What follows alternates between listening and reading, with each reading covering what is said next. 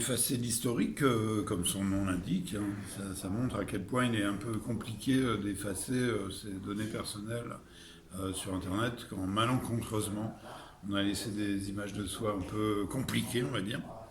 Mais voilà, enfin, ça ne raconte pas que ça, hein, ça raconte surtout l'histoire de trois voisins dont se va devenir le combat et à qui va arriver moult aventures et mésaventures au passage. Donc la série de gags aussi, hein, Ah bah, j'espère. c'est la marque de fabrique de Carven et de Lépine. On retrouve aussi le thème des gilets jaunes. Donc ça c'est un thème de prédilection pour vous. Bah, c'est-à-dire que les Gilets jaunes, c'est pour nous, enfin, on avait d'ailleurs écrit une première version du film avant même que les Gilets jaunes existent, qui était quasiment l'histoire des Gilets jaunes, donc on s'est dit on va avoir l'air des suiveurs alors qu'on avait plutôt été en amont de ce qui allait se passer. Et là on s'est dit bon, bah, comme le cinéma ça met 2 ans à faire entre le premier mot écrit et les premières projections, d'ailleurs en l'occurrence un peu plus avec le Covid du coup.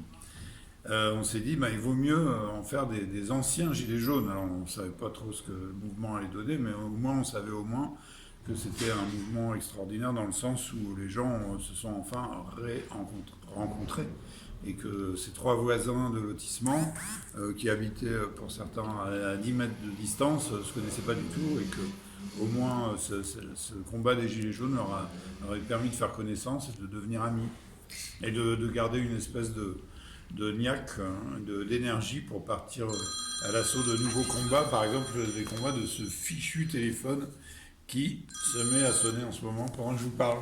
Voilà. C'est le thème souvent chez vous des pigeonnés qui se révoltent. Voilà, Hein, on c'est est un peu. toujours là.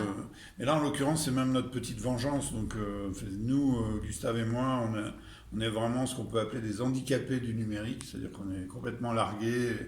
Et donc, enfin, on en est arrivé à des situations vraiment pas très reluisantes où on se sent complètement dépassé, où on est à la limite de pleurer. Où, c'est déjà retrouvé chez moi hein, avec quelqu'un qui n'en revenait pas, au bout du fil, qui était peut-être au Maroc ou je ne sais où.